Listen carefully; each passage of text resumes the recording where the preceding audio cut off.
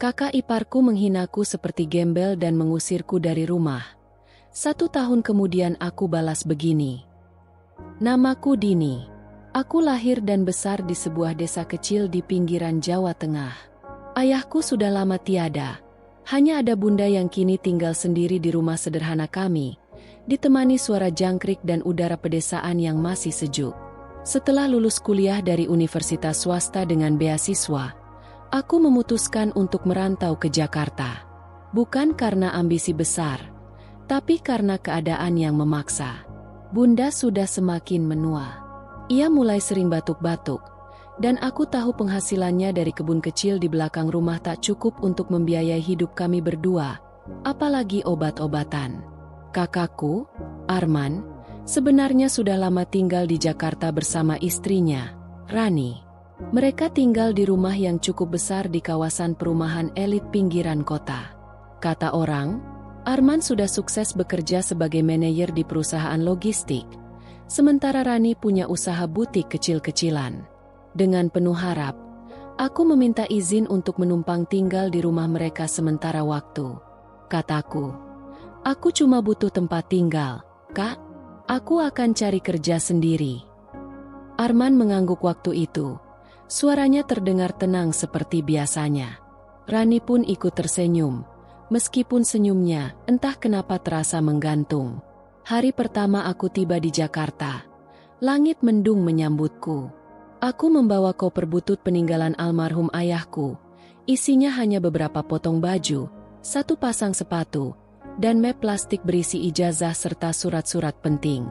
Arman menjemputku di stasiun. Dan saat mobilnya berhenti di depan rumah mereka, aku sedikit terkesima. Rumahnya besar, 2 lantai, halaman depan penuh tanaman hias. Dindingnya bercat putih gading dengan jendela-jendela kaca besar yang membuatnya terlihat modern. Hatiku lega, setidaknya aku akan tinggal di tempat yang layak. Masuk, Din. Udah kami siapkan kamar di lantai 2. Ucap Arman sambil membawakan koperku. Di dalam, rumah itu terasa hangat, harum wangi diffuser, dan berkilau bersih.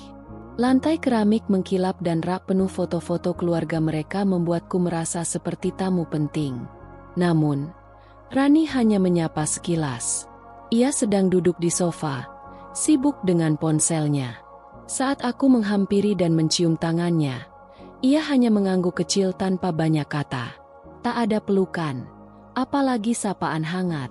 Tapi aku mencoba maklum. Mungkin dia lelah, atau memang begitu karakternya. Hari-hari pertama berjalan cukup lancar. Aku membantu Rani di rumah meskipun ia tidak pernah memintanya. Aku bersihkan dapur, sapu halaman, kadang bantu menyetrika. Arman jarang di rumah karena sibuk kerja. Setiap pagi, aku bangun lebih dulu, menyiapkan sarapan seadanya, lalu mulai mencari lowongan pekerjaan lewat ponsel tuaku. Aku tidak pilih-pilih kerja, yang penting halal. Aku melamar jadi admin, kasir minimarket, bahkan penjaga konter pulsa. Tapi Jakarta bukan kota yang mudah. Banyak saingan, dan penolakannya membuatku lelah secara mental. Belum dapat kerja juga, tanya Rani suatu malam saat kami bertiga makan malam.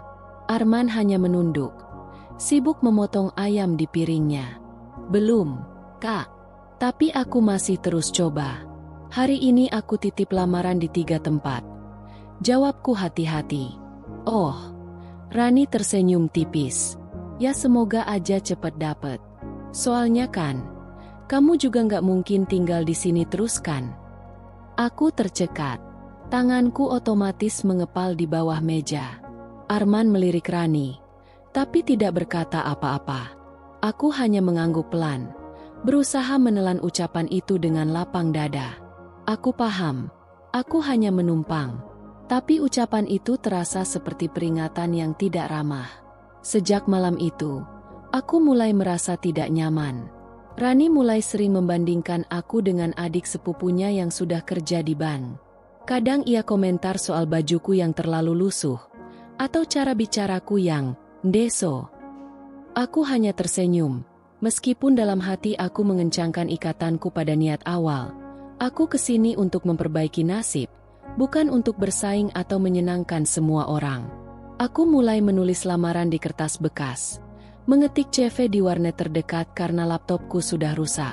Setiap hari aku berjalan kaki menyusuri jalan-jalan Jakarta, masuk ke toko-toko, tanya pekerjaan. Panas, debu, dan suara klakson jadi teman harianku. Tapi setiap pulang ke rumah Arman, aku harus tetap senyum. Meskipun Rani mulai sering menyindir dan bersikap seolah aku beban. Dini, kamu hari ini nyapu halaman, kan? Soalnya asisten lagi cuti, ucap Rani pagi itu. Aku mengangguk. Iya, Kak. Udah aku sapu juga kemarin sore. Ya, sapu yang bener ya. Jangan cuma asal. Di sini bukan kampung loh. Aku terdiam. Hari-hariku di rumah itu mulai terasa sempit. Tapi aku mencoba tetap sabar. Dalam hati aku berkata, tidak apa-apa, Dini. Ini cuma awal. Kamu bisa melewati ini semua. Tapi aku tak tahu, badai sesungguhnya baru akan datang. Dan aku belum siap. Hari-hari berlalu sejak aku pertama kali menginjakan kaki di rumah Arman dan Rani. Waktu itu, aku benar-benar percaya bahwa tinggal bersama kakak kandungku sendiri akan menjadi fase aman dalam perjuanganku meraih mimpi di Jakarta. Tapi perlahan-lahan, kenyataan menunjukkan sisi lain yang tak pernah kubayangkan sebelumnya. Awalnya, sikap Rani memang terkesan biasa saja, dingin, tapi tidak sampai menyakitkan. Namun semakin hari, perlakuannya berubah menjadi tajam seperti sembilu. Ia mulai menyindir dalam obrolan santai, melontarkan komentar-komentar halus yang menohok. Dini, kamu tuh kalau keluar rumah, dandan dikit kek. Masa kayak orang habis tidur langsung jalan? Nggak malu? Katanya suatu pagi, saat melihatku hendak pergi ke pusat perbelanjaan untuk mengantarkan lamaran kerja. Aku menoleh ke cermin. Memang aku hanya memakai blus polos dan celana kain hitam yang sudah agak pudar. Tapi baju itu masih bersih dan rapi. Aku tak punya banyak pilihan. Sebagian besar pakaian bagusku sudah lusuh karena sering dicuci. Dan aku belum sanggup membeli yang baru. Maaf, Kak. Ini yang paling rapi yang aku punya. Rani hanya mendengus dan melanjutkan memulas lipstik di depan cermin panjang. Ia mengenakan blus bermerek dan tas kecil mungil dari merek luar negeri. Aku tahu harga satu tasnya bisa setara dengan uang makan Kamis keluarga selama 2 bulan. Sikapnya makin menjadi saat aku belum juga mendapat pekerjaan. Bagiku, mencari kerja di Jakarta seperti memungut berlian di lautan. Banyak saingan, banyak yang lebih menjual penampilannya, dan tidak sedikit juga yang harus pakai orang dalam. Aku terus berjuang. Setiap hari aku berangkat pagi dan pulang menjelang maghrib. Kadang kakiku lecet karena terlalu lama berjalan. Aku tetap bantu bersih-bersih rumah meskipun Rani sering tidak menghargai. Bahkan saat dia membentak asisten rumah tangga kami karena salah masak, aku yang meminta maaf. Sampai pada suatu sore, aku pulang dalam keadaan sangat letih. Aku duduk di ruang tamu sambil melepas sepatu dan membuka map lamaran kerja yang isinya tinggal beberapa lembar.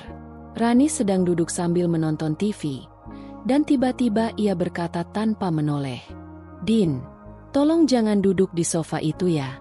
Kamu habis dari luar, bajumu bisa kotorin kainnya." Aku tercekat. Aku tidak menyangka akan diperlakukan seperti itu. Seperti kotoran yang harus dijauhkan dari perabot rumah. "Maaf, Kak. Aku cuma duduk sebentar. Capek banget." Ia menoleh dengan wajah sinis. "Ya kalau capek, jangan pulang. Di luar banyak tempat duduk umum." Aku tidak bisa berkata apa-apa. Aku bangkit dan duduk di lantai, sambil menahan air mata. Tapi aku menunduk, menahannya agar tidak jatuh di depan Rani. Aku tak ingin ia tahu bahwa ucapannya melukai hatiku. Arman pulang beberapa saat kemudian. Ia melihatku sedang menyapu lantai dapur. Sejenak ia menghampiri dan bertanya pelan, "Kamu nggak apa-apa, Din?" Aku menoleh dan memaksakan senyum. Nggak apa-apa, Mas. Tapi tentu saja aku apa-apa. Aku hanya ingin ia membelaku. Hanya ingin mendengar kakakku sendiri berkata, "Kamu bagian dari keluarga ini, jangan merasa terhina." Tapi kalimat itu tak pernah keluar dari mulutnya. Malam harinya, saat aku mencuci piring, aku mendengar Rani dan Arman berbicara di ruang tamu. Aku tidak berniat menguping, tapi suaranya cukup keras untuk kudengar dari dapur. "Men, Dini itu udah 2 minggu di sini, dan belum ada hasil. Kita juga punya kebutuhan. Tahu, aku capek pura-pura ramah. Dia bukan tanggung jawab kita sepenuhnya. Kamu bisa sabar sedikit nggak? Dia adikku sendiri," kata Arman dengan nada lelah. "Justru karena adikmu, aku berusaha sabar. Tapi jangan sampai dia keterusan di sini. Rumah ini bukan penampungan. Kita kerja mati-matian. Dia enak-enakan tinggal gratis." Air mataku jatuh ke piring yang sedang kubersihkan. 1 tetes, 2 tetes, lalu mengalir deras. Aku menggigit bibirku dalam-dalam. Aku tidak pernah minta banyak. Aku tidak pernah minta uang. Aku hanya butuh tempat tinggal sementara. Tapi ternyata bagi mereka, keberadaanku adalah beban. Malam itu aku tak bisa tidur. Aku memandang langit-langit kamar yang kosong, satu-satunya ruang kecil yang tersisa di rumah mewah ini. Aku menatap tas koper tuaku di pojok ruangan. Dan dalam hati, aku mulai bertanya, mungkin sudah waktunya aku keluar dari sini. Tapi kemana? Pagi berikutnya, suasana semakin tegang. Rani tidak menyapa saat aku turun dari tangga. Sarapan sudah tidak disiapkan untukku. Aku tahu itu disengaja. Tapi aku tetap mengambil segelas air putih dan bergegas keluar rumah. Di luar, aku menatap langit Jakarta yang kelabu. Hatiku seperti langit hari itu, penuh awan, tapi belum turun hujan. Aku tidak tahu bagaimana masa depanku. Tapi aku tahu satu hal, aku tidak akan tinggal di rumah itu lebih lama lagi. Dan keputusan itu akan segera datang lebih cepat dari dugaanku. Aku tidak akan pernah lupa hari itu. Hari di mana aku benar-benar merasa bukan hanya tidak dianggap sebagai keluarga, tapi juga direndahkan serendah-rendahnya. Seolah keberadaanku di dunia ini tidak lebih dari beban yang menyusahkan. Pagi itu seperti biasa aku bangun lebih awal. Meskipun Rani sudah tidak mengizinkanku menyentuh dapur lagi, aku tetap merapikan kamar dan menyapu lantai atas tanpa diminta. Bagiku, meski sikap mereka kian berubah, aku harus tetap menjaga adab. Toh, aku masih numpang tinggal di rumah ini. Aku masih belum mendapat pekerjaan. Surat lamaran yang kubawa ke sana kemari seperti tak pernah mendapatkan jawaban. Namun hari itu, aku mendapat info dari Dian, teman kuliahku dulu, bahwa ada lowongan di sebuah kedai kopi kecil tak jauh dari stasiun. Biarpun bukan pekerjaan kantoran, aku tak keberatan. Yang penting halal dan aku bisa hidup mandiri. Aku turun ke ruang tamu sambil membawa map plastik kecil dan tas selempang usang. Aku memakai blus lama dan celana hitam yang sudah mulai pudar warnanya, tapi masih cukup layak untuk pergi melamar pekerjaan. Aku sempat berdiri di depan cermin, mencoba menyisir rambutku agar terlihat rapi. Saat aku turun, Rani sedang duduk di sofa bersama 2 temannya. Mereka tampaknya sedang bersantai sambil menyeruput kopi dan tertawa kecil. Aku menunduk dan berjalan perlahan melewati mereka, mencoba tidak menarik perhatian. Tapi ternyata sia-sia. "Heh," panggil Rani. "Mau kemana kamu, Dini?" Aku menoleh pelan. "Mau keluar, Kak? Ada panggilan kerja di dekat stasiun." Rani menyipitkan mata, lalu tertawa kecil. "Panggilan kerja? Pakai baju kayak gitu? Mau kerja di mana?" "Jadi pemulung." Teman-temannya ikut tertawa. Salah satunya bahkan menutup mulut dengan tangan sambil berbisik, sumpah mirip banget kayak pembantu di rumah gue dulu." Aku mematung. Ingin rasanya aku membela diri, tapi lidahku keluh. Aku tahu kalau aku membalas, Aku hanya akan makin dianggap tak tahu diri. Jadi aku hanya menunduk, berharap mereka segera bosan mengejekku. Tapi Rani belum selesai. Dengar ya, Din. Kamu tuh kalau mau cari kerja, perbaiki dulu penampilanmu. Jangan kayak gembel, katanya lantang. Kata itu menancap ke dalam dada seperti belati. Gembel. Aku menatap matanya sejenak, berharap dia sadar bahwa kata-katanya terlalu kejam. Tapi yang kulihat hanyalah tatapan puas, seolah ia senang karena telah berhasil mempermalukanku. Sumpah, men, katanya sambil tertawa ke temannya. Kalau bukan karena suamiku, adik kayak dia nggak akan aku izinkan numpang di rumah. Baru juga tinggal sebulan, udah bikin rumah kayak asrama gratisan. Aku masih berdiri di sana. Dingin. Hempah. Mataku mulai berair. Tapi aku menunduk agar tidak ada yang melihat. Aku harus kuat. Aku harus tetap tegak. Tapi ketika aku menoleh, kulihat Arman, kakakku sendiri, baru saja pulang kerja dan berdiri di ambang pintu, mendengar semua ucapan itu. Aku menatapnya. Ada harapan di mataku. Harapan bahwa ia akan membelaku, meski sekali saja. Namun yang kulakukan hanya berjalan masuk tanpa berkata apapun. Ia bahkan tidak menoleh ke arahku. Seolah-olah yang tadi terjadi hanyalah percakapan biasa antara istri dan adik iparnya. Di saat itulah hatiku benar-benar hancur. Aku naik kembali ke kamar dengan langkah gontai.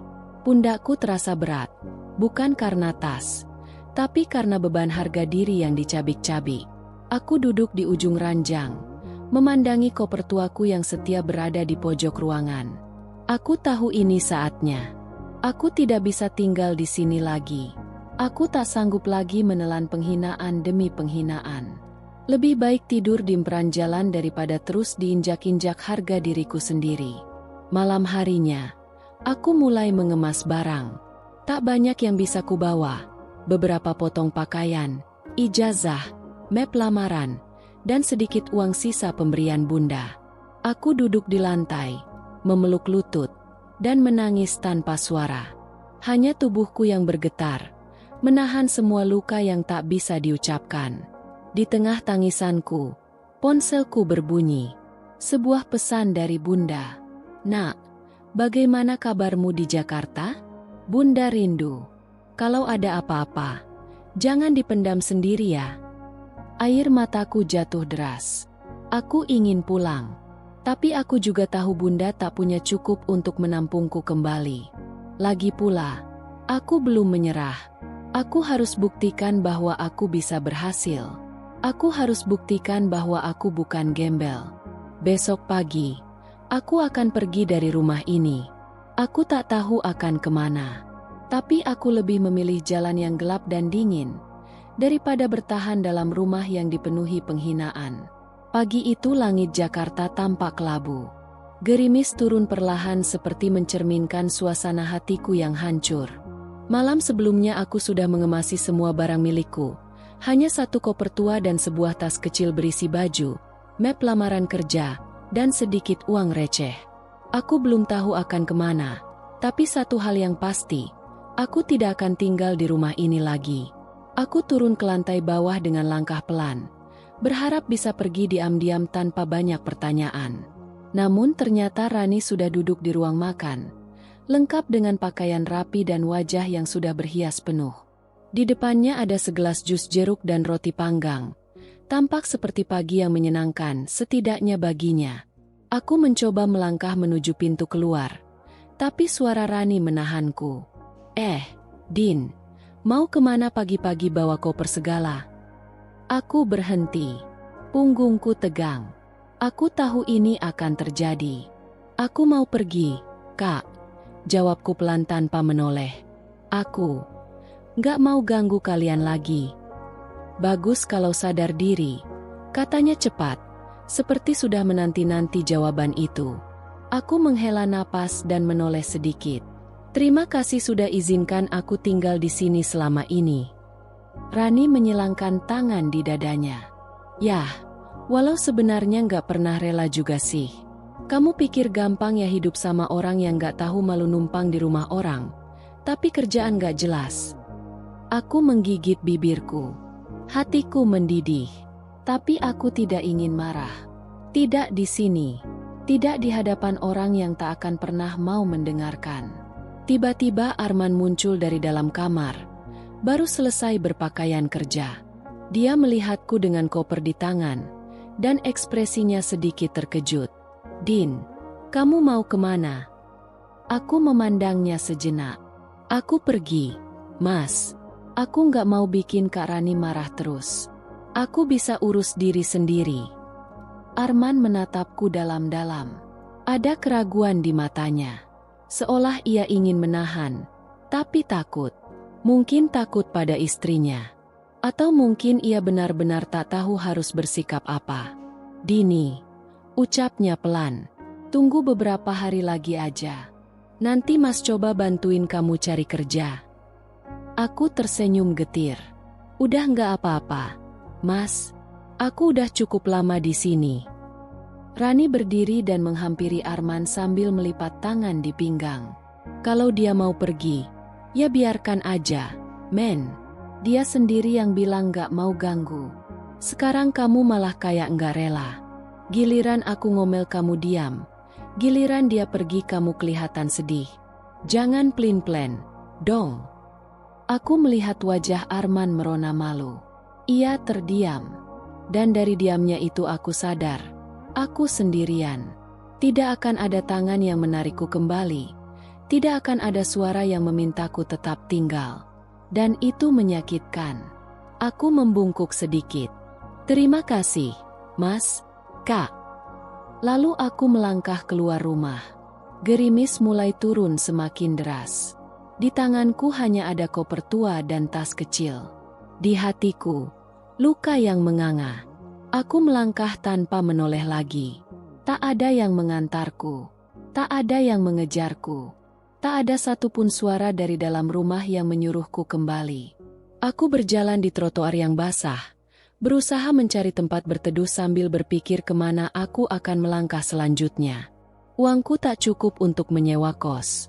Aku tidak kenal siapapun di kota ini kecuali Dian. Tapi aku ragu mengganggunya secara tiba-tiba. Aku duduk di halte bus kosong, memeluk koperku erat-erat.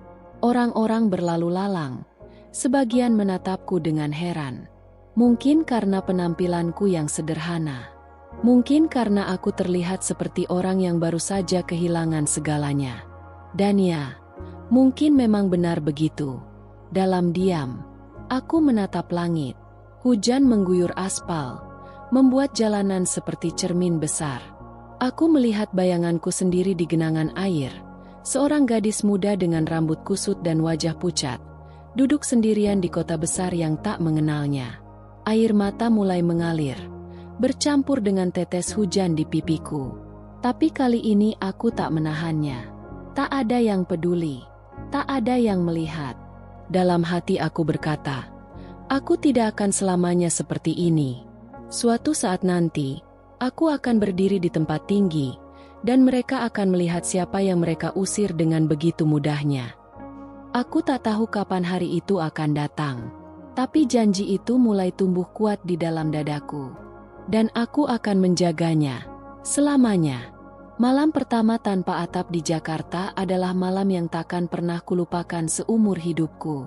Setelah berjam-jam duduk di halte bus, menatap jalanan yang tak kunjung mengajak pergi, aku akhirnya bangkit. Kakiku gemetar karena kelelahan dan dingin. Aku menyeret koper tuaku yang sudah basah terkena hujan, lalu berjalan menyusuri trotoar panjang di kawasan perkantoran. Lampu jalan menyala temaram, dan suara kendaraan mulai menurun karena hari semakin malam. Tak ada satupun tujuan pasti dalam pikiranku. Aku hanya berjalan, menyusuri jalanan layaknya orang yang tersesat. Padahal aku tahu yang sesungguhnya tersesat adalah hatiku. Aku melihat sebuah taman kecil di dekat pusat perbelanjaan yang sudah tutup. Ada bangku panjang di bawah pohon yang rindang. Meski basah, itu satu-satunya tempat di mana aku bisa duduk tanpa diusir. Aku menarik jaket tipis yang kupakai, Duduk perlahan sambil menaruh koper di sebelahku. Perutku keroncongan. Terakhir kali aku makan adalah pagi tadi. Uang di dompetku tinggal sekitar 100 ribuan. Harus cukup untuk beberapa hari ke depan. Aku memeluk tubuhku sendiri sambil menunduk. Satu-satunya suara yang menemaniku malam itu hanyalah deru kendaraan yang melintas dan langkah kaki para pejalan kaki yang tak pernah peduli. Apa aku akan hidup seperti ini selamanya? Pertanyaan itu terus mengganggu pikiranku. Lalu, secara tak sadar, air mataku mengalir lagi. Aku mencoba menyekanya, tapi sulit.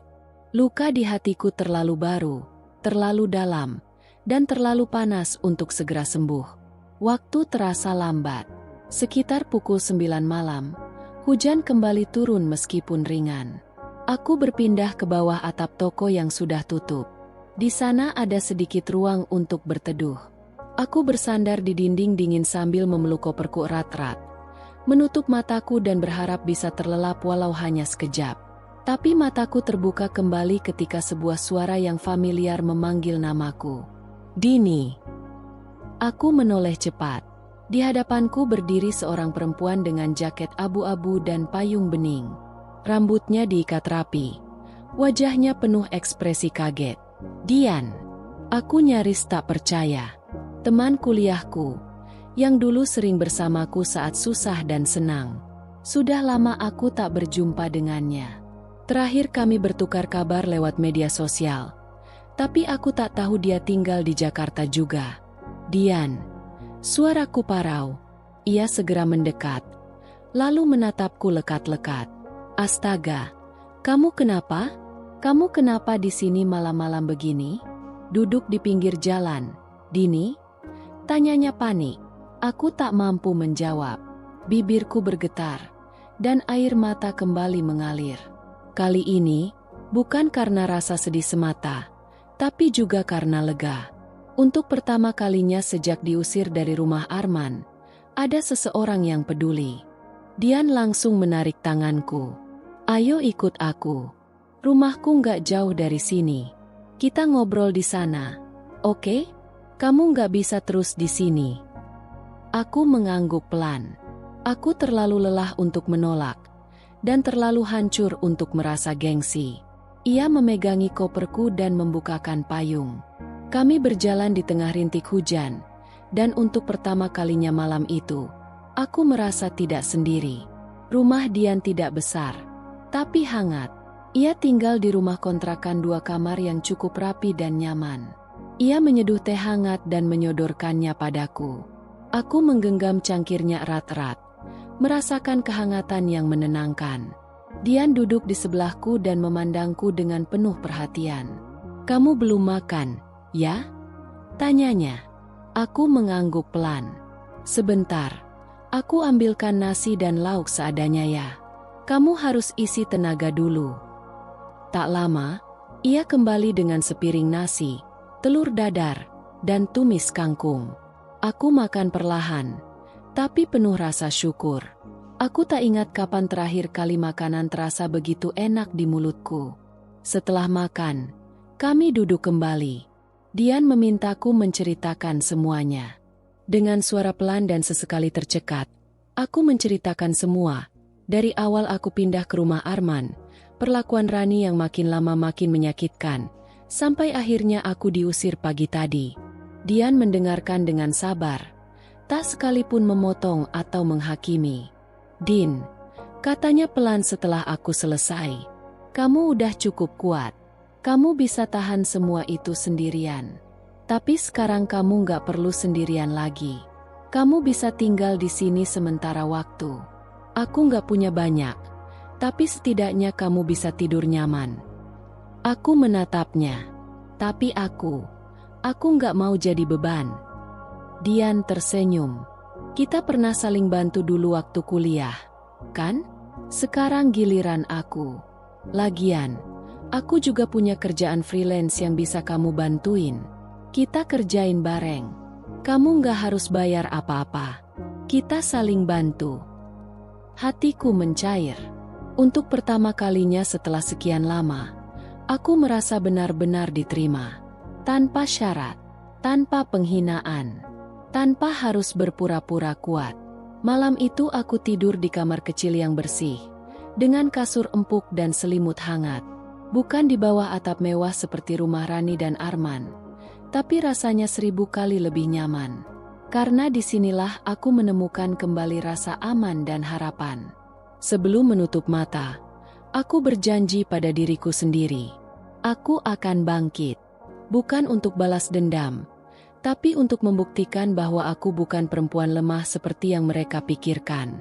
Pagi itu aku terbangun bukan karena suara teriakan atau hinaan, tapi karena aroma nasi goreng dari dapur kecil rumah kontrakan milik Dian. Cahaya matahari masuk dari celah jendela, menerpa wajahku dan menghangatkan hati yang semalam hampir beku. Aku membuka mata perlahan, dan untuk sesaat, aku lupa semua kesedihan yang baru saja kualami beberapa hari terakhir. "Udah bangun, Din?" Suara Dian dari luar kamar terdengar lembut. "Iya," jawabku pelan. Aku keluar dari kamar dan melihat Dian sudah menyiapkan 2 piring nasi goreng sederhana, lengkap dengan telur dadar dan irisan mentimun. Sungguh, untukku yang kemarin tidur di trotoar dengan perut kosong, ini adalah sebuah kemewahan. "Kita sarapan dulu. Abis itu aku mau ajak kamu ngobrol soal kerjaan," kata Dian sambil tersenyum. Aku mengangguk pelan. "Kerjaan?" Dian mengunyah sebentar sebelum menjawab. "Aku sekarang kerja freelance sebagai penulis konten dan admin media sosial buat beberapa UMKM. Lumayan, kerja dari rumah, dan bisa dibagi-bagi. Aku butuh bantuan buat atur jadwal, riset konten, sama balesin beberapa DM pelanggan. Gajinya memang belum besar, tapi cukup buat kamu mulai bangkit." Aku terdiam. Mataku mulai berkaca-kaca lagi, tapi kali ini bukan karena sedih, tapi karena bersyukur. "Dian, makasih. Aku benar-benar nggak tahu harus gimana tanpa kamu," ucapku lirih. Dian menggenggam tanganku. "Din, aku nggak bantu karena kasihan. Aku bantu karena aku percaya kamu bisa bangkit. Kamu cuma butuh awal yang baru." Hari-hari berikutnya berjalan penuh perjuangan. Aku mulai membantu Dian dari pekerjaan paling dasar. Aku belajar membalas pesan pelanggan secara sopan, membuat caption untuk produk sabun herbal, hingga mendesain template sederhana di Canva. Awalnya aku canggung, sering salah, bahkan kadang membuat Dian harus mengulang pekerjaannya. Tapi dia tidak pernah marah. Ia hanya membimbing, memberi masukan, dan terus menyemangati. Sambil bekerja, aku juga melanjutkan usahaku mencari pekerjaan di luar. Aku tak gengsi. Aku mendatangi warung kopi, toko kosmetik, bahkan menawarkan jasa bersih-bersih rumah ke tetangga sekitar. Aku ingin belajar berdiri di kakiku sendiri lagi. Satu hari, aku diterima bekerja sebagai penjaga kasir di sebuah toko alat tulis kecil di dekat perumahan. Gajinya memang tak besar, tapi cukup untuk makan sehari-hari dan menabung sedikit. Aku bekerja dari jam 9 pagi sampai jam 4 sore, lalu malamnya membantu Dian mengurus pekerjaannya. Rutinitas ini membuat tubuhku lelah, tapi untuk pertama kalinya dalam hidupku, aku merasa hidupku punya arah. Minggu keempat setelah aku tinggal bersama Dian, aku dan dia duduk berdua di atap rumah kontrakan sambil menikmati udara malam. Jakarta masih ramai, tapi dari kejauhan terdengar suara azan Isya yang menenangkan hati. "Kamu tahu nggak, Din?" kata Dian tiba-tiba. "Waktu kuliah dulu, aku selalu iri sama kamu." Aku terkejut. "Iri? Kenapa?" "Karena kamu nggak pernah mengeluh meski hidupmu lebih sulit dari kami. Kamu tetap belajar, bantu ibumu, dan selalu punya semangat yang luar biasa. Sekarang pun, lihat kamu masih tetap bertahan." Aku menatap langit.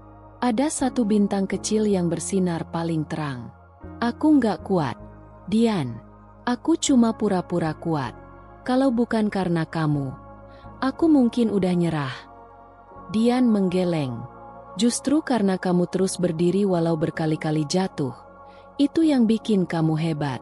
Dan kamu harus percaya, orang kayak kamu Suatu hari nanti akan sampai di tempat yang lebih tinggi. Malam itu aku tidur dengan hati yang penuh tekad. Aku tidak tahu kapan, tapi aku yakin hari itu akan datang. Hari di mana aku tak hanya bisa bertahan, tapi benar-benar bangkit dan membuktikan siapa aku. Aku tahu jalan masih panjang, tapi kini aku punya langkah pertama.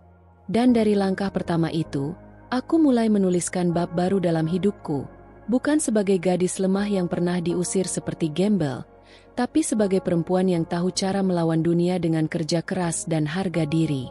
Hari itu adalah hari Sabtu. Tapi bagiku tetap hari kerja seperti biasa. Aku baru saja menyelesaikan shift sore sebagai kasir di toko alat tulis langganan anak sekolah di kompleks sebelah. Hari ini cukup melelahkan karena sedang musim tahun ajaran baru. Banyak orang tua datang membeli perlengkapan untuk anak-anak mereka. Dan aku harus berdiri hampir seharian penuh sambil tetap tersenyum, melayani mereka satu persatu. Sore itu, setelah selesai bekerja, aku menyempatkan diri duduk sebentar di taman kecil yang tak jauh dari tempat kerja. Aku membawa bekal sederhana dari rumah, nasi dan telur dadar yang kubungkus dalam kertas nasi. Saat itu langit sudah mulai berwarna jingga. Matahari hendak tenggelam di balik gedung-gedung tinggi Jakarta. Aku duduk di bangku taman, membuka bekalku, dan mulai makan perlahan. Suara anak-anak bermain terdengar di kejauhan. Dan angin sore yang semilir menjadi hiburan sederhana untukku yang hampir tak punya waktu luang. Tiba-tiba sebuah suara membuatku menoleh. "Permisi, itu tempat duduknya kosong, kan?" Aku menengadah. Seorang pria muda dengan kemeja santai dan celana chino berdiri di samping bangku taman. Di tangannya ada paper bag dan segelas kopi plastik. Ia tersenyum sopan. Aku buru-buru mengangguk. "Iya, silakan." Ia duduk di ujung bangku, menjaga jarak, lalu membuka laptop kecil dari dalam tasnya. Sekilas aku meliriknya. Wajahnya bersih, rambutnya tersisir rapi, dan perawakannya kalem.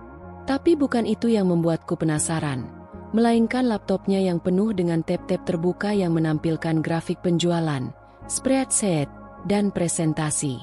Kami duduk dalam diam sekitar 5 menit sebelum akhirnya ia menoleh ke arahku dan berkata, "Kamu kerja di toko ATK depan itu ya?" Aku sedikit terkejut. "Iya, kok tahu?" "Aku sering beli kertas dan alat tulis di sana. Tapi kayaknya baru pertama lihat kamu," katanya. Aku mengangguk kecil. "Saya baru kerja di sana 3 minggu. Ia tersenyum. "Namaku Radit. Aku kerja di bidang bisnis digital, startup kecil-kecilan." Aku menjabat tangannya pelan. "Aku Dini." Entah kenapa, percakapan kami berlanjut dengan ringan. Radit bukan orang yang sok tahu atau memamerkan status. Walau dari cara bicaranya aku tahu dia bukan orang biasa. Ia banyak bertanya tentang pekerjaanku, tentang apa yang kulakukan selain kerja, dan bahkan tentang cita-citaku. Awalnya aku ragu menjawab, tapi wajahnya tidak menghakimi, dan dari matanya aku bisa melihat ketulusan yang sulit dijelaskan. "Aku sebenarnya lulusan komunikasi," kataku akhirnya. "Dulu punya cita-cita kerja di dunia kreatif. Tapi, keadaan berubah. Sekarang aku kerja apa saja yang halal." Radit mengangguk pelan. "Kamu punya laptop?" Aku menggeleng. "Punya, tapi rusak. Sekarang bantu teman freelance dari rumah. Pakai HP seadanya." Ia terdiam sesaat, lalu berkata, "Kamu tahu nggak? Banyak orang di startup tempatku kerja datang dari latar belakang yang jauh lebih sulit. Tapi mereka berhasil karena satu hal, mereka mau belajar dan nggak menyerah." Aku memandangnya. Kata-katanya menusuk tapi lembut. Aku merasa seperti dilihat sebagai manusia yang sedang berjuang, bukan hanya sebagai orang yang gagal. Radit menyisip kopi di tangannya, lalu berkata, "Kamu punya email atau CV digital?" Aku mengangguk pelan. "Ada, versi sederhananya. Boleh kirim ke aku? Aku suka bantu orang-orang yang serius mau belajar. Siapa tahu kamu cocok bantu proyekku." Coba magang dulu. Gajinya nggak besar, tapi kamu bisa banyak belajar. Aku menatapnya, nyaris tak percaya. Serius, Mas? Serius, katanya tersenyum. Tapi syaratnya cuma satu, jangan menyerah di tengah jalan. Dunia digital itu keras, tapi kalau kamu konsisten, kamu bisa jauh lebih maju dari banyak orang yang hanya andalkan gelar. Hatiku berdebar. Di tengah kota yang terasa asing dan keras, tiba-tiba ada seseorang yang memberi tangan bukan karena kasihan, tapi karena melihat potensi. Sore itu aku pulang dengan semangat yang tak bisa dibendung. Aku menceritakan semuanya pada Dian. Ia nyaris melompat kegirangan dan langsung membantuku merapikan CV serta portofolio kecil yang selama ini kusembunyikan karena merasa tak cukup baik. 2 hari kemudian, aku mendapat email dari Radit. Ia memberiku tantangan, membuat satu konten promosi untuk produk fiktif dan mengatur jadwal distribusinya melalui media sosial. Batas waktunya 2 hari. Aku bekerja keras, begadang, membaca ulang materi digital marketing dasar, bertanya pada Dian, merancang ide sederhana tapi penuh nilai. Dan ketika akhirnya kukirimkan hasilnya, Radit membalas dengan kalimat yang membuat mataku berkaca-kaca. Kamu lulus uji coba. Selamat datang di tim kecil kami, Dini. Malam itu aku duduk di jendela kecil kamar kontrakan, memandangi langit Jakarta yang hitam dan penuh bintang. Aku tersenyum. Karena untuk pertama kalinya sejak diusir dengan hinaan, aku merasa hidup memberiku peluang. Dan aku tidak akan menyia-nyiakannya. Hari pertamaku magang di perusahaan Radit adalah hari yang tidak akan pernah kulupakan. Pagi itu aku datang lebih awal dari semua orang. Kantornya terletak di lantai 4 sebuah gedung kecil di kawasan Jakarta Selatan. Meski tidak besar, suasana startup itu terasa hidup. Ada ruangan terbuka dengan meja panjang, papan tulis penuh coretan ide, dan dinding kaca yang memantulkan cahaya matahari pagi. Aku berdiri di depan pintu kaca sambil menarik napas panjang. Pakaian yang kupakai masih sederhana, blus putih bersih, celana kain hitam, dan sepatu flat murahan yang kubeli dari hasil kerjaku di toko ATK. Tapi kali ini aku tidak merasa seperti gembel lagi. Aku datang sebagai seseorang yang ingin berubah dan berkembang. Radit menyambutku dengan senyum ramah. Ia mengenalkanku pada tim kecilnya. Ada 5 orang di dalam tim inti, semuanya muda dan energik. Mereka memperlakukanku dengan hangat, tanpa memandang latar belakangku. Tidak ada tatapan merendahkan seperti yang kuterima di rumah Arman dan Rani dulu. Di sini, aku dihargai karena kemauanku untuk belajar. Dini, hari ini kamu mulai bantu Kak Ayu ya, kata Radit. Dia head of content kami. Kamu akan banyak belajar dari dia. Jangan ragu bertanya. Aku mengangguk semangat. Siap, Mas. Ayu adalah perempuan berusia sekitar 30-an, cerdas dan tegas. Ia langsung memberiku tugas hari itu, membuat analisa sederhana tentang konten kompetitor, menyusun ide untuk kampanye produk digital, dan menjadwalkan konten untuk media sosial 2 minggu ke depan. Aku tahu ini berat untuk pemula, katanya sambil menatapku. Tapi kamu di sini bukan untuk leha-leha. Kalau kamu bisa, kamu akan kami angkat jadi konten associate tetap. Mataku membelalak. Aku belum percaya ada kemungkinan seperti itu. Jangan takut gagal. Gagal itu bagian dari belajar. Lanjutnya. Tapi kamu harus tunjukkan bahwa kamu punya semangat dan etika kerja. Aku mengangguk. Saya siap belajar, Kak. Hari-hari berikutnya adalah rangkaian pelajaran hidup yang sangat berharga. Setiap pagi aku datang paling awal, mencatat semua hal yang belum ku mengerti, dan setiap malam aku belajar sendiri di rumah. Kadang aku sampai ketiduran di depan laptop, dengan mata masih menatap lembar Excel atau slide presentasi. Dian terus mendukungku. Ia yang sering membantuku mengecek tata bahasa, atau sekadar menyeduhkan teh hangat saat aku hampir menyerah. Aku bangga banget sama kamu, Din, katanya suatu malam. Kamu kerja keras tanpa drama. Nggak semua orang sekuat itu. Aku hanya bisa tersenyum. Dalam hatiku, aku tahu, aku sedang membangun kembali rasa percaya diriku yang pernah hancur. Dan setiap pekerjaan kecil yang kulakukan adalah batu bata yang memperkuat fondasi masa depanku. Suatu sore, Radit memanggilku ke ruang kerjanya. "Dini, aku baca laporan risetmu soal kompetitor," katanya sambil menyodorkan printout laporan yang kubuat. "Bagus. Aku suka cara kamu melihat dari sisi konsumen, bukan cuma dari sisi brand." Aku terkejut. "Makasih, Mas. Saya cuma nyoba pakai logika aja. Dan itu yang kami butuhkan. Kamu tahu, banyak lulusan S2 di luar sana yang bisa bikin analisa rumit, tapi gak bisa mikir sederhana dan jujur kayak kamu." Aku nyaris tak bisa berkata-kata. "Kita ada proyek baru bulan depan. Produk edukasi digital untuk pemilik UMKM. Aku ingin kamu ikut brainstorming inti. Anggap ini ujian kamu. Kalau hasilnya memuaskan, aku angkat kamu jadi karyawan kontrak. Siap?" Aku menelan ludah. "Siap, Mas. Sangat siap." Malam itu aku berdiri di depan cermin kecil di kamar kontrakan bersama Dian. Wajahku masih lelah, tapi ada sinar baru di mata ini. Aku memandang pantulan diriku dan berbisik pelan. Akhirnya aku punya kesempatan.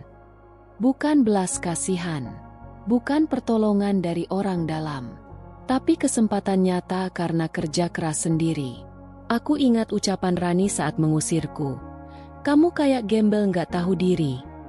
Sekarang, aku bisa melihat diriku sendiri dan berkata, aku tahu siapa diriku.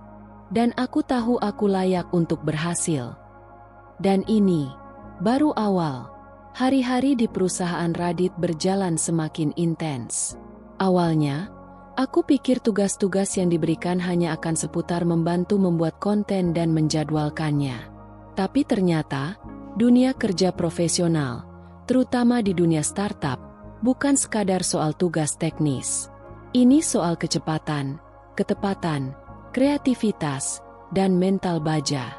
Aku mulai dilibatkan dalam rapat mingguan. Duduk satu meja dengan orang-orang hebat yang membahas strategi, angka pertumbuhan, dan tantangan yang harus dihadapi. Setiap kali mereka bicara, rasanya aku seperti orang yang tertinggal di belakang kereta. Istilah-istilah asing, presentasi dengan grafik naik turun, dan diskusi strategi pemasaran membuatku sering diam, tidak mengerti sepenuhnya. Tapi aku tidak tinggal diam. Setiap selesai meeting, aku langsung mencatat semua kata yang tidak ku mengerti. Malam harinya, aku mencarinya satu persatu di internet. Aku membaca artikel, menonton video penjelasan, bahkan ikut webinar gratis. Tidurku berkurang, kantung mataku makin gelap, tapi hatiku semakin terang. Namun, jalan menuju sukses tidak pernah lurus. Suatu hari, Ayu memberiku tugas penting, menyusun kampanye digital untuk peluncuran produk baru yang ditargetkan untuk pemilik UMKM. Aku percaya kamu bisa handle ini, Din. Tapi ini nggak main-main. Kalau kamu gagal, kita bisa kehilangan peluang kerjasama dengan investor baru, kata Ayu dengan tegas. Aku menyanggupi. Meskipun gugup, aku ingin membuktikan bahwa aku layak diberi kepercayaan. Selama seminggu, aku mengerjakannya tanpa henti. Membuat strategi promosi, menyusun konsep visual, menulis narasi kampanye, dan menentukan waktu posting. Hari presentasi pun tiba. Aku berdiri di depan tim, termasuk Radit, memaparkan semua yang sudah kupersiapkan. Tanganku gemetar, suaraku sempat bergetar di awal, tapi aku teruskan dengan percaya diri. Setelah selesai, ruangan hening. Ayu membuka suara lebih dulu. Idenya bagus, Din. Tapi kamu terlalu banyak menargetkan segmen pasar menengah ke atas. Padahal, produk ini buat pelaku usaha kecil yang sangat sensitif sama harga dan pendekatan. Radit mengangguk. Kamu kreatif, tapi kamu harus ingat, Strategi hebat itu bukan yang keren, tapi yang tepat sasaran. Kita bisa belajar dari sini, ya. Kepalaku tertunduk. Hatiku sakit. Aku gagal. Malam itu aku menangis diam-diam di kamar mandi. Aku merasa bodoh. Aku takut Ayu dan Radit kecewa dan tidak akan memberiku kepercayaan lagi. Tapi begitu keluar dari kamar mandi, aku mendapati Dian duduk di lantai kamar, laptop di pangkuannya.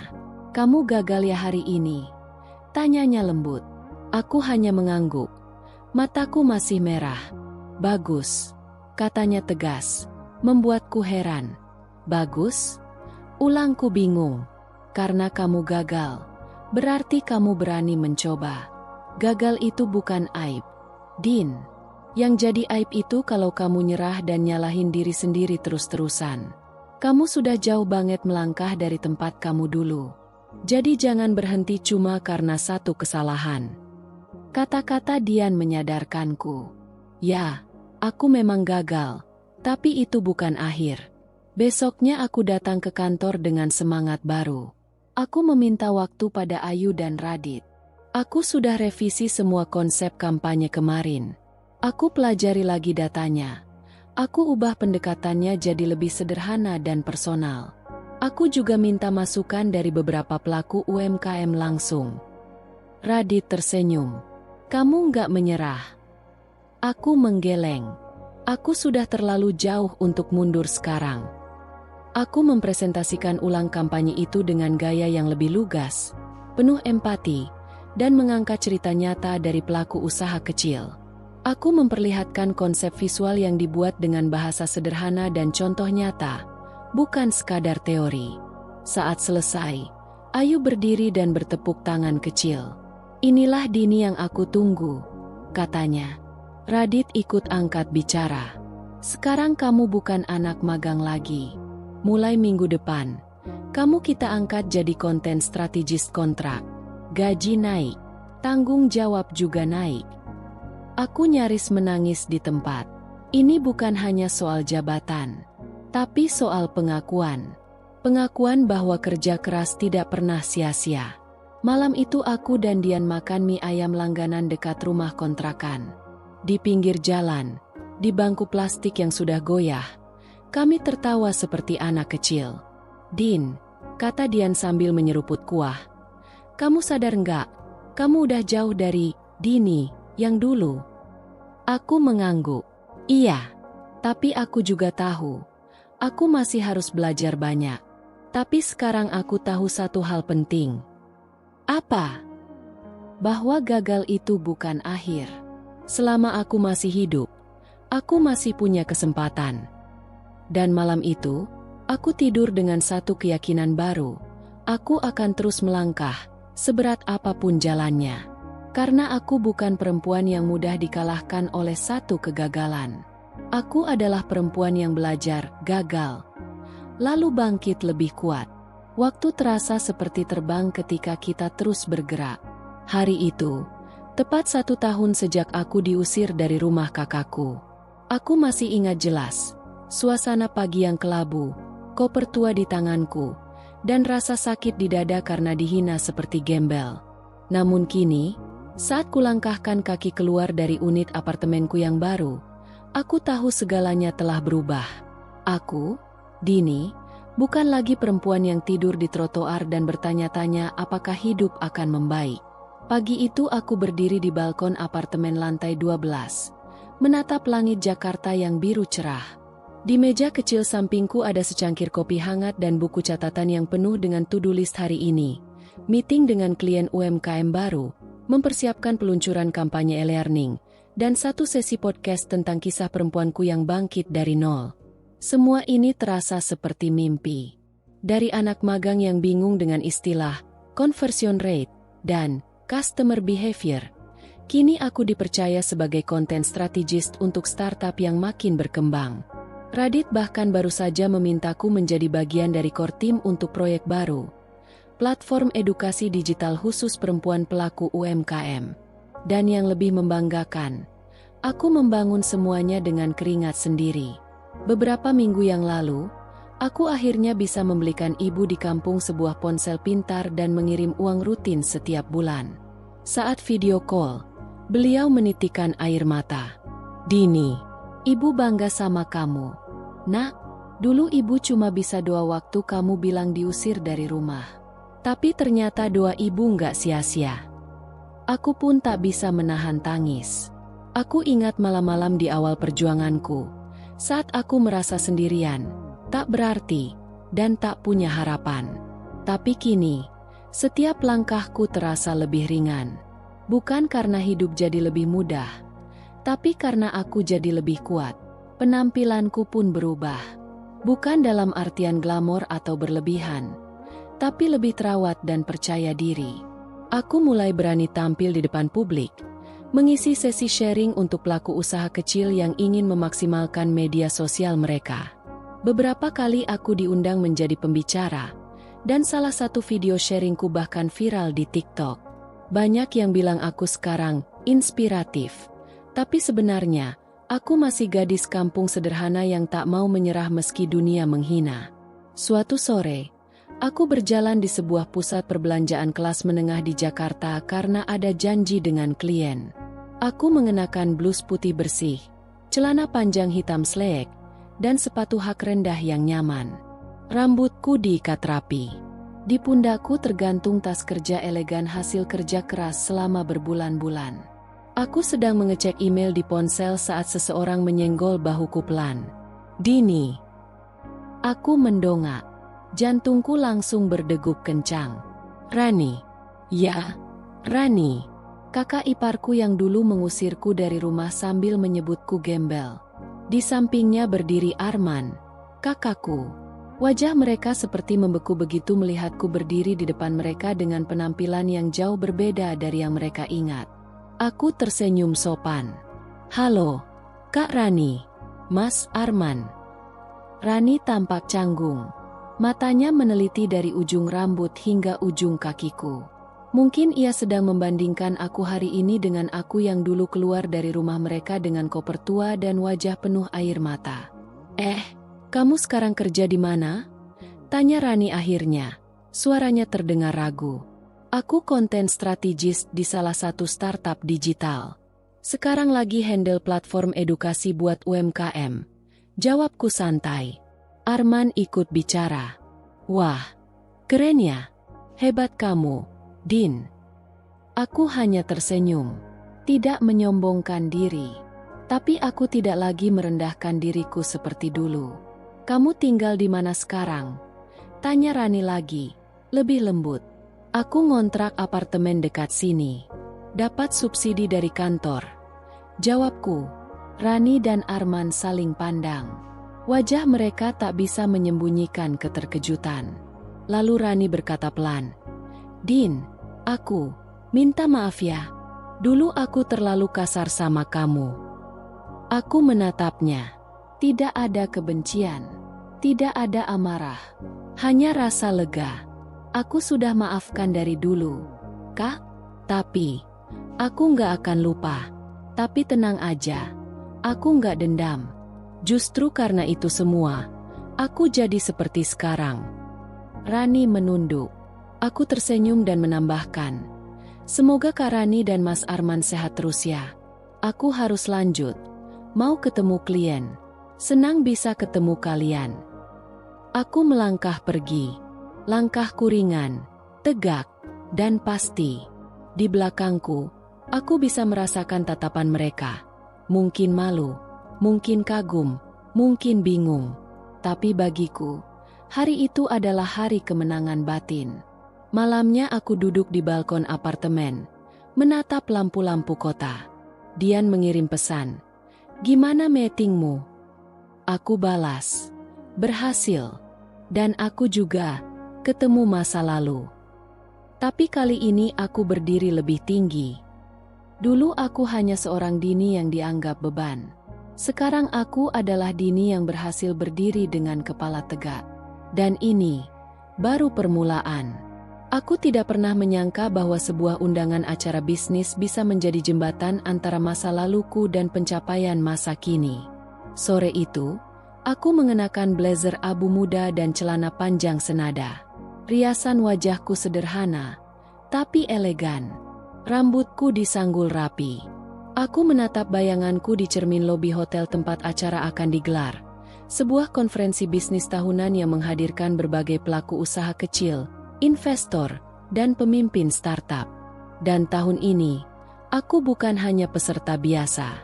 Aku adalah salah satu pembicara utama. Radit, yang kini menjabat sebagai CEO startup tempatku bekerja, menawariku kesempatan ini sebulan yang lalu. Ia bilang, "Kisahmu, Din, layak didengar lebih banyak orang. Kamu bukan cuma pekerja keras, kamu inspirasi nyata. Jangan tolak ini." Awalnya aku ragu. Bicara di depan ratusan orang, aku bahkan dulu minder sekadar memperkenalkan diri. Tapi setelah mengingat sejauh apa aku melangkah, aku tak bisa mundur.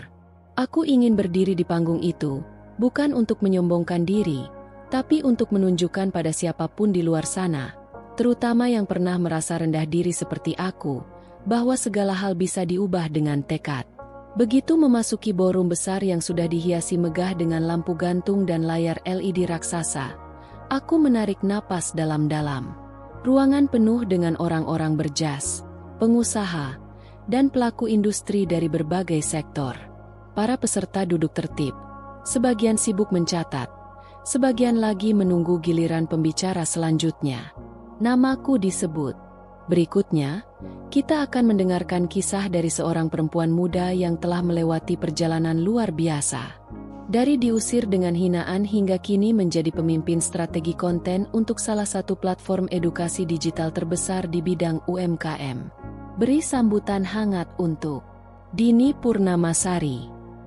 Tepuk tangan mengiringiku saat naik ke atas panggung. Lampu sorot menyorot wajahku. Tapi justru disinilah aku merasa paling terang. Aku mulai bercerita tentang bagaimana dulu aku datang ke Jakarta dengan harapan besar dan hanya membawa doa dari ibu. Tentang malam-malamku di trotoar. Tentang sahabat bernama Dian yang menolongku saat dunia membuangku. Tentang perjuangan bekerja sambil belajar. Dan tentang kesempatan dari seorang atasan bernama Radit yang memberiku ruang untuk membuktikan diri. Aku tidak menyebut nama Rani. Tidak perlu. Tapi aku menyampaikan satu kalimat dengan tegas. Dulu, saya dianggap seperti beban dan sampah. Tapi ternyata, nilai kita tidak ditentukan oleh mereka yang merendahkan. Nilai kita ditentukan oleh bagaimana kita bangkit setelah dijatuhkan. Ruangan sunyi. Beberapa orang meneteskan air mata. Bahkan aku sendiri sempat terdiam karena emosi. Tapi aku teruskan sampai akhir. Dan ketika presentasi selesai, tepuk tangan membahana memenuhi ballroom. Aku tersenyum, dan saat itu, mataku menangkap dua sosok yang sangat familiar duduk di barisan tengah. Rani dan Arman. Aku nyaris tak percaya. Wajah Rani pucat, matanya membelalak, dan mulutnya sedikit terbuka. Ia tampak syok, seolah tak yakin bahwa perempuan yang berdiri di atas panggung itu adalah Dini, adik iparnya yang dulu ia hina habis-habisan. Di sampingnya, Arman duduk diam. Wajahnya kaku. Sepertinya mereka hadir sebagai undangan dari salah satu vendor atau investor. Tidak tahu bahwa Dini, di daftar pembicara adalah Dini yang pernah tinggal di rumah mereka. Aku tidak bisa menahan tatapan mataku.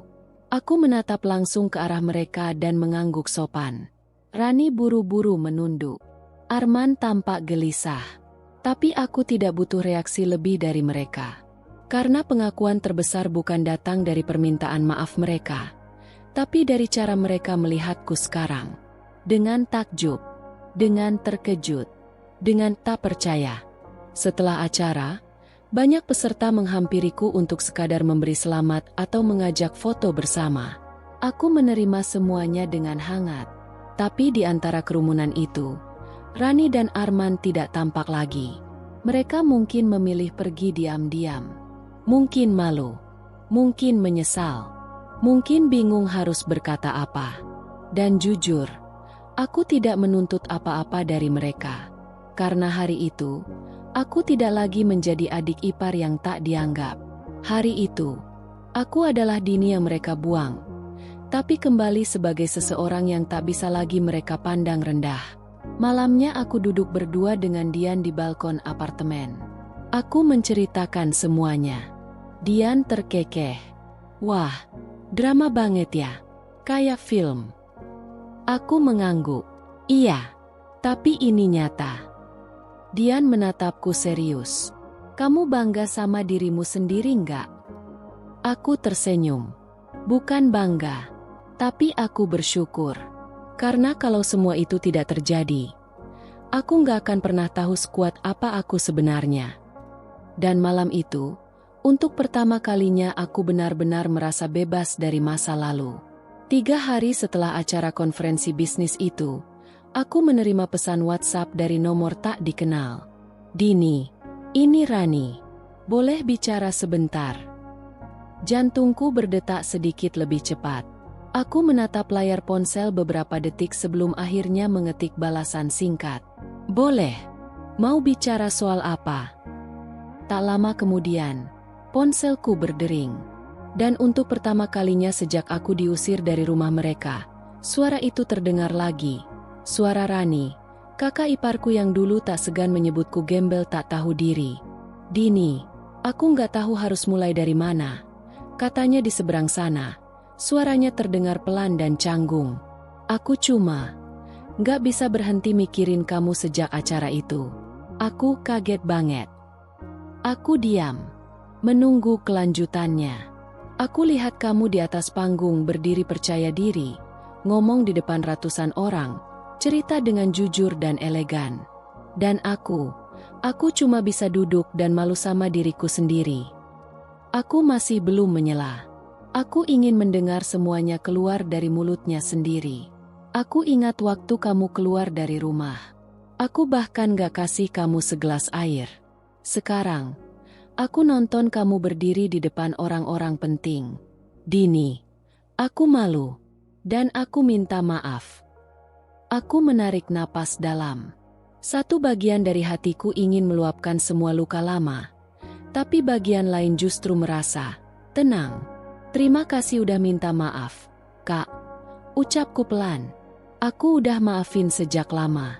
Tapi bukan karena aku melupakan apa yang terjadi. Justru karena aku ingat semuanya, aku jadi bisa berdiri sejauh ini. Di ujung telepon, Rani terdiam. Mungkin menahan tangis. Atau malu. Aku tak tahu. Keesokan harinya, Arman datang langsung ke kantorku. Ia menungguku di kafe bawah gedung sambil membawa bungkusan makanan kesukaanku dulu. Nasi goreng kampung lengkap dengan telur mata sapi dan acar. Wajahnya terlihat lebih tua dari terakhir kali aku melihatnya. Ada gurat penyesalan yang jelas di sana. Dini, katanya pelan saat aku duduk di depannya. Aku tahu aku bersalah. Aku biarin Rani berlaku semena-mena waktu itu. Aku, pengecut. Aku menatap kakakku itu. Kakak yang dulu selalu jadi panutanku. Namun saat aku paling butuh perlindungan, dia justru membisu. Aku kecewa waktu itu. Mas, kataku jujur. Tapi aku juga sadar. Mungkin kamu juga bingung di antara istri dan adik kandungmu. Arman menunduk. Aku pikir waktu itu kamu bakal baik-baik aja. Tapi ternyata aku salah. Dan kamu luar biasa. Aku bangga, Din. Tapi juga malu. Aku tersenyum kecil. Yang penting sekarang Mas ngerti. Aku nggak butuh dibela lagi sekarang. Tapi dulu, aku butuh sekadar diyakinkan bahwa aku masih punya tempat di keluarga ini. Arman mengangguk cepat. Kamu selalu punya tempat, Din. Dan kamu selalu adikku. Gak peduli kamu sekarang lebih sukses dari aku sekalipun. Pembicaraan itu berakhir dengan pelukan singkat. Untuk pertama kalinya setelah bertahun-tahun, aku merasa kakakku benar-benar melihatku sebagai sosok yang layak dihormati. Tapi tak semua bisa kembali seperti semula. Rani beberapa kali mencoba mendekat, mengirim pesan ramah, mengajak bertemu. Bahkan menyebut-nyebut ingin mengajakku ikut arisan bersama rekan-rekannya, seolah mencoba menyambung kembali hubungan sebagai keluarga. Namun aku tahu batasnya. Aku membalas dengan sopan, tapi tidak membuka pintu selebar dulu. Aku belajar satu hal penting selama proses ini. Maaf tidak selalu harus diikuti dengan kedekatan. Dan aku tidak ingin membuka lagi luka lama yang sudah sembuh dengan susah payah. Dian sempat bertanya, "Kamu nggak kasihan sama Rani? Sekarang dia kayak orang yang terus nyari pengakuan kamu." Aku menggeleng. Aku kasihan sama diriku yang dulu. Yang diinjak, dihina, dianggap tak berharga. Tapi sekarang, aku harus lindungi Dini yang sekarang. Dini yang kuat, yang berhasil, yang punya kendali atas hidupnya. Dan aku tahu, aku tidak akan pernah menyerahkan kendali itu lagi kepada siapapun.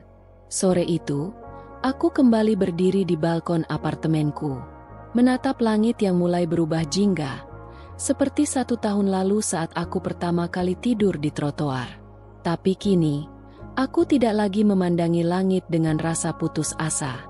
Aku memandangnya sebagai langit yang sama, tapi dengan aku yang berbeda.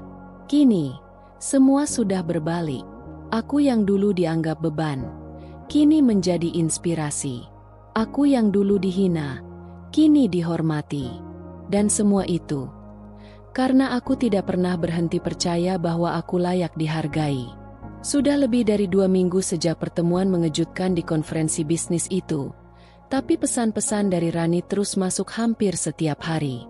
Awalnya 1-2 kalimat pendek, lalu mulai bertambah panjang, mengajak bertemu, mengundang makan siang, bahkan mengirim foto-foto anaknya, keponakanku yang dulu nyaris tak pernah sempat kujenguk karena jarak dan luka. "Dini, kamu sibuk? Mampir dong ke rumah.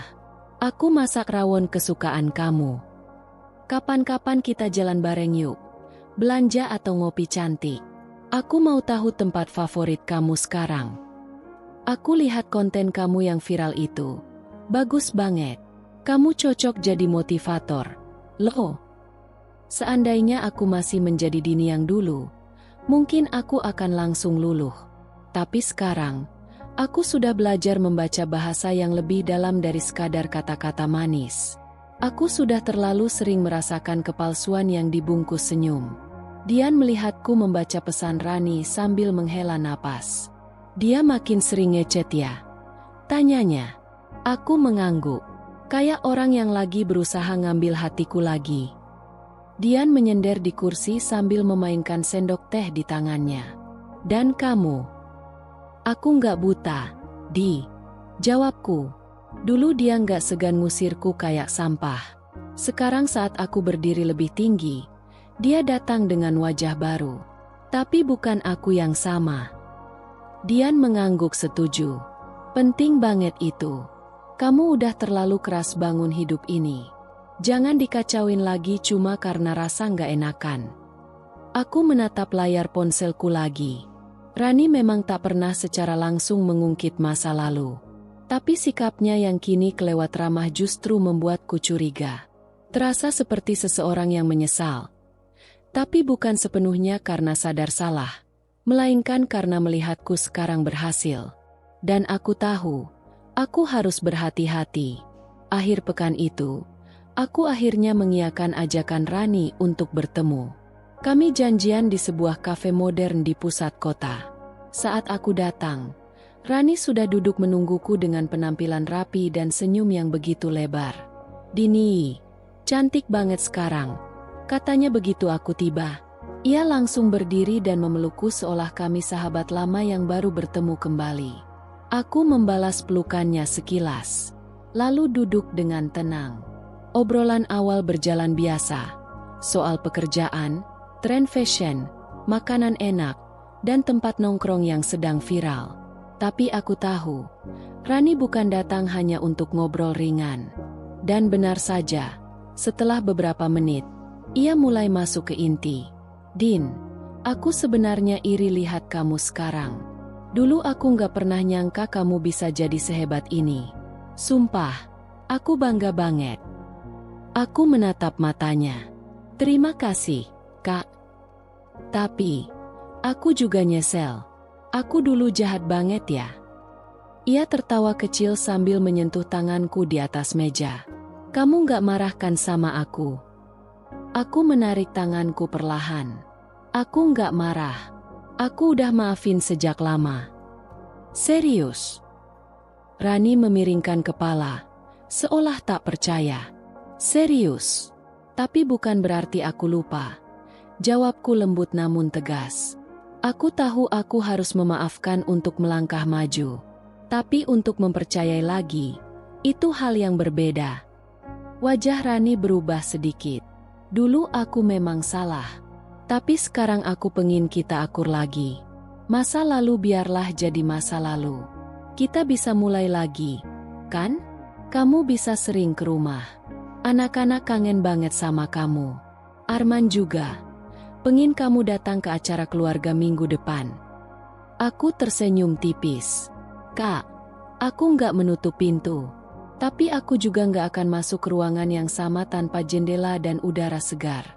Aku sudah keluar dari tempat yang dulu membuatku merasa tak berharga. Aku nggak mau kembali hanya karena kamu sekarang sadar aku pantas dihormati. Rani terdiam. Mungkin ia tidak menyangka bahwa aku, yang dulu selalu diam dan menerima, kini mampu berkata tegas dengan kepala tegak. Aku tetap hormati Kak Rani sebagai istri kakakku. Tapi hidupku sekarang sudah berubah. Dan hubungan kita akan berbeda juga.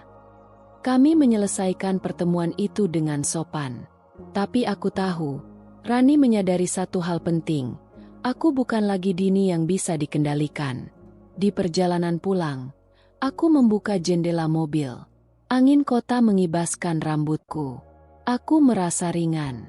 Bukan karena berhasil membalas dendam, tapi karena berhasil menjaga diriku sendiri. Kini, aku tidak lagi hidup untuk membuktikan siapa aku pada orang lain. Aku hidup untuk terus bertumbuh, tanpa kehilangan diriku di tengah pujian ataupun luka masa lalu. Dan untuk itu, aku tidak butuh validasi dari siapapun, termasuk dari orang yang dulu menendangku keluar. Memaafkan bukan berarti menghapus masa lalu. Itulah pelajaran paling penting yang aku pahami dalam perjalanan panjang ini. Setelah pertemuan dengan Rani di kafe itu, aku merasa lega karena telah menyampaikan semuanya dengan jujur. Tapi bukan berarti aku merasa semuanya kembali seperti semula. Hubungan kami mungkin akan tetap ada, tapi tidak akan pernah sama.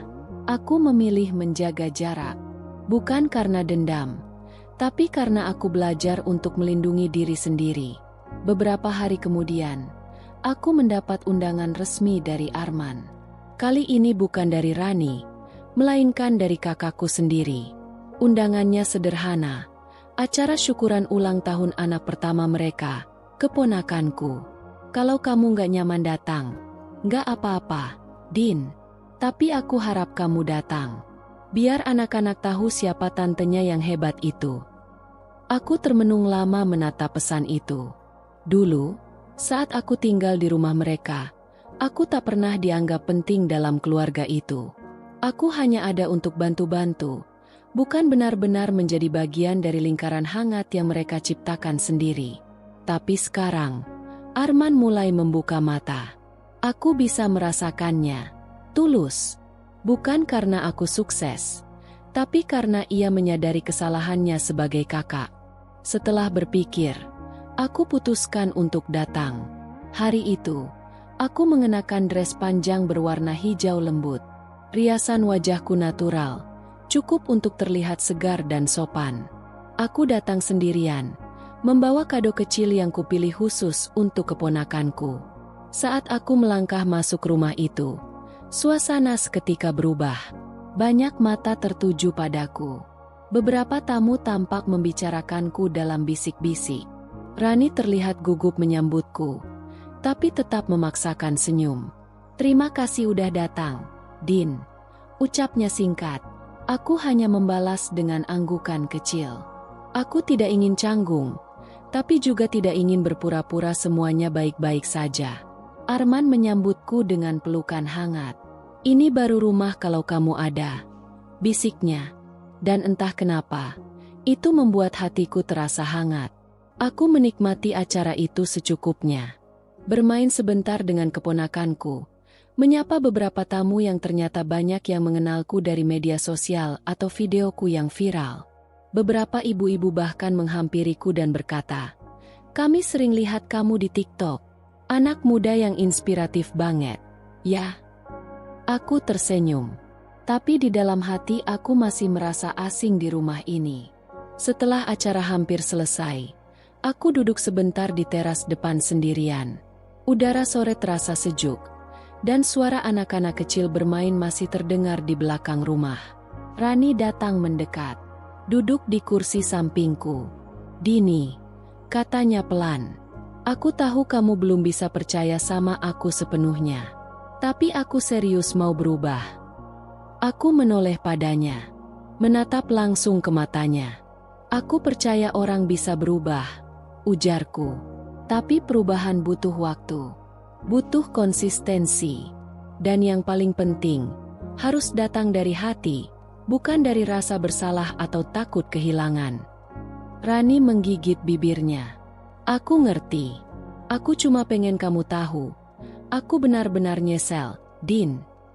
Aku tersenyum tipis. "Aku udah maafkan, Kak. Tapi aku nggak bisa lupa. Luka yang dulu itu bukan sekadar kata-kata kasar. Tapi rasa ditolak, rasa dibuang, dan rasa dianggap tak berarti. Itu semua terlalu dalam untuk hilang begitu saja." Dia menunduk. "Tapi aku nggak dendam," lanjutku. "Kalau aku masih simpan dendam, aku nggak akan datang ke rumah ini hari ini. Tapi aku datang karena aku tahu memaafkan itu bukan hadiah buat orang lain, tapi buat diriku sendiri." Rani mengangguk perlahan. Ia tak berkata apa-apa lagi. Dan keheningan itu cukup. Tak perlu banyak kata. Tak perlu pelukan palsu. Tak perlu air mata. Karena sekarang aku hidup dengan cara baru. Jujur, tegas, dan berdiri atas harga diriku sendiri. Malam itu aku pulang dengan tenang. Aku menatap wajahku di cermin. Wajah yang sama, tapi dengan sorot mata yang berbeda dari setahun lalu. Di cermin itu aku melihat perempuan yang tidak lagi mencari pengakuan, tidak lagi mengemis kasih sayang. Aku adalah Dini, yang pernah dibuang, tapi memilih untuk bangkit. Yang dihina, tapi tak membalas dengan benci. Yang disakiti, tapi memilih memaafkan tanpa melupakan. Dan malam itu aku tidur dengan dada lapang, bukan karena semuanya telah diperbaiki, tapi karena aku telah memperbaiki diriku sendiri. Setahun bukan waktu yang lama, tapi jika diisi dengan perjuangan, luka, tawa, dan keteguhan hati, setahun bisa mengubah seluruh jalan hidup seseorang. Hari ini, aku duduk di sebuah auditorium kampus tempat aku dulu pernah mengisi seminar sebagai pembicara tamu. Tema acaranya, perempuan dan ketahanan hidup di era modern. Dan entah bagaimana, aku menjadi salah satu narasumber utama. Bukan karena aku punya gelar tinggi atau popularitas, tapi karena kisahku nyata, menyentuh, dan mampu menggugah banyak orang. Saat moderator menyebut namaku, aku melangkah naik ke podium dengan langkah mantap. Mata para peserta tertuju padaku. Sebagian sudah mengenalku dari media sosial atau acara bisnis. Tapi sebagian lainnya baru pertama kali mendengar kisahku. Dan disinilah aku ingin menceritakannya. Dari awal, tanpa ditutup-tutupi. Aku berbicara tentang titik rendah dalam hidupku. Tentang bagaimana aku kehilangan tempat tinggal, harga diri, dan dukungan dari orang yang seharusnya melindungiku. Aku ceritakan malam pertama yang kulewati di trotoar. Rasa takut, malu, dan putus asa. Lalu aku ceritakan pula bagaimana aku bertemu orang-orang baik, seperti Dian, yang tidak menilaiku dari keadaan, tapi dari semangatku. Aku ceritakan juga tentang Radit, yang memberiku kesempatan pertama untuk membuktikan diri. Dan tentu saja, tentang diriku sendiri, yang tidak menyerah walau dihina, dijatuhkan, dan diremehkan. Aku berdiri di sini bukan untuk membanggakan diri, tapi untuk menunjukkan bahwa tidak ada yang bisa menentukan nilai kita selain kita sendiri. Suara tepuk tangan menggema. Tapi aku belum selesai. Dulu, aku pernah disebut gembel tidak tahu diri. Tapi hari ini, aku tahu diri. Aku tahu nilainya perjuangan. Aku tahu pentingnya harga diri. Dan aku tahu bahwa aku tidak harus diterima oleh semua orang untuk bisa merasa utuh. Ruangan itu sunyi. Beberapa mahasiswa tampak menunduk. Mungkin terharu. Beberapa dosen bertepuk tangan perlahan. Aku menutup dengan satu kalimat yang sangat aku pegang hingga hari ini. Hidup tidak adil? Ya, kadang memang tidak. Tapi kita bisa memilih untuk tidak menyerah pada ketidakadilan itu. Sepulang dari acara itu, aku kembali ke apartemenku dan duduk di balkon favoritku. Pemandangan gedung-gedung tinggi menyambutku. Lampu-lampu jalan seperti bintang yang menyala di tanah. Angin malam menerpa wajahku, membawa aroma kopi dari kafe bawah. Aku membuka laptopku. Di sana, ada puluhan email masuk dari orang-orang yang membaca kisahku atau menonton videoku. Ada pelaku UMKM yang ingin konsultasi. Ada mahasiswi yang terinspirasi. Bahkan ada perempuan yang sedang menghadapi masalah serupa dan ingin tahu bagaimana caraku bertahan. Aku membalas satu persatu dengan tulus. Aku tahu, sekarang aku bukan hanya Dini yang bekerja di perusahaan startup. Aku adalah Dini yang membawa cerita. Dan kisahku bisa membantu orang lain untuk tidak menyerah.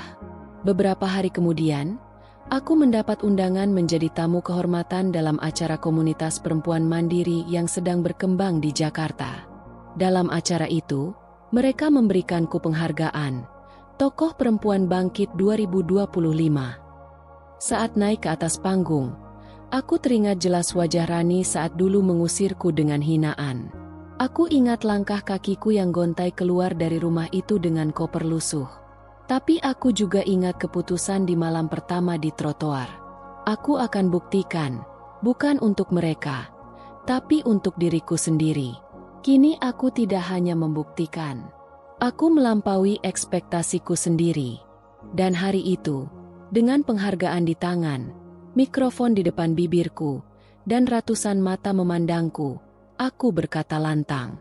Aku yang dulu mereka usir. Sekarang berdiri di sini dengan kepala tegak. Bukan karena aku lebih tinggi dari mereka. Tapi karena aku berdiri di atas keberanian, kesabaran, dan cinta untuk diriku sendiri. Dan untuk kalian semua yang sedang terpuruk, jangan biarkan hinaan orang lain jadi definisi siapa kalian. Kalian lebih dari itu. Jauh lebih dari itu.